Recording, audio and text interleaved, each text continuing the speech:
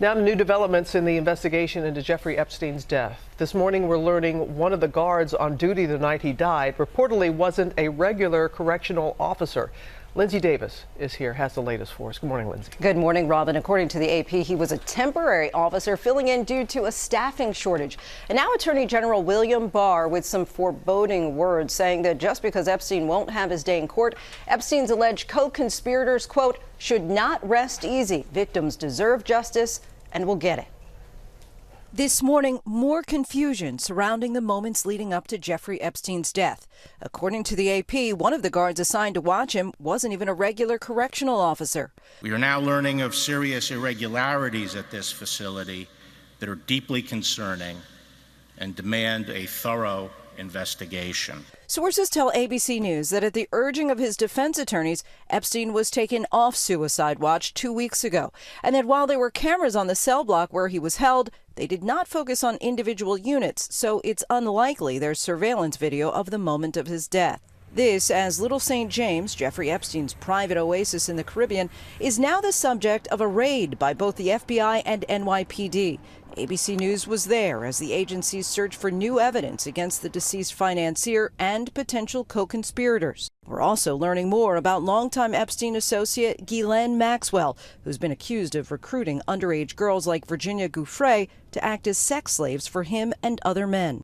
The training started immediately. Give Jeffrey what he wants.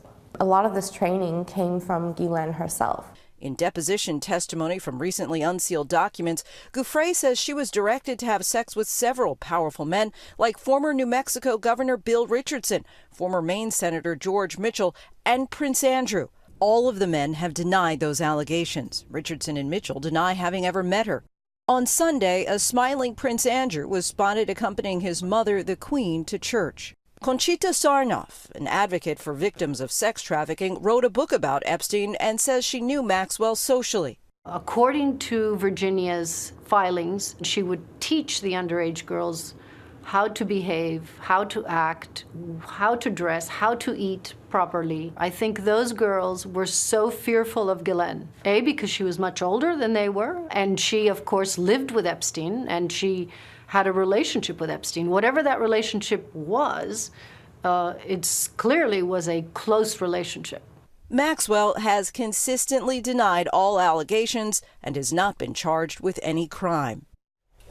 And with regard to Maxwell, we have reason to believe that she is now in Europe. Meanwhile, the Attorney General says he is appalled and angered about what he described as the Manhattan Correctional Center's failure to secure Epstein, and added there will be accountability. David. All right, Lindsay, thanks to you. Let's bring in our chief legal analyst, Dan Abrams. A lot to dive into. First of all, this new reporting, Dan, this morning, that one of the two correctional officers watching over Jeffrey Epstein when he hanged himself didn't work normally as a correctional officer. I mean, and what's even more astonishing is that this happens fairly regularly. The system is so taxed and understaffed that they have to recruit people who are teachers or secretaries, nurses even, at times, to fill in as correctional officers. We don't know exactly what this person's job was, but it does seem clear that the person wasn't a regular correctional officer. And the question, why does it take a case like this to show that it's overtaxed? Exactly. It's been the same way for a while now. Are cameras capturing federal agents, FBI, NYPD down in U.S. Virgin Islands?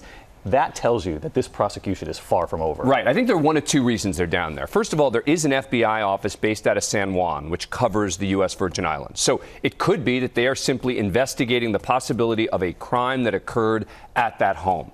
Number two, though, could be that when you believe that there's a conspiracy, the government can try to take away assets that they believe were involved in that conspiracy. So they could argue that that home was used as part of a criminal conspiracy, and they could try to basically seize it. And so it's unclear, is this investigation of another crime? Is this civil asset forfeiture? Unclear, but it's clear the FBI's there. I want to get to the court filings Lindsay just reported on involving Ghislaine Maxwell, who lived with Epstein.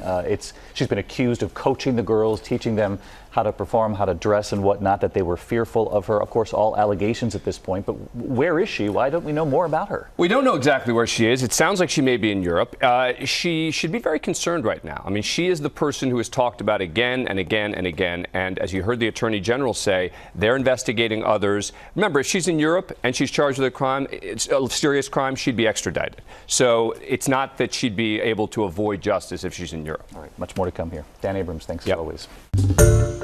Hi, everyone. George Stephanopoulos here. Thanks for checking out the ABC News YouTube channel. If you'd like to get more videos, show highlights, and watch live event coverage, click on the right over here to subscribe to our channel. And don't forget to download the ABC News app for breaking news alerts. Thanks for watching.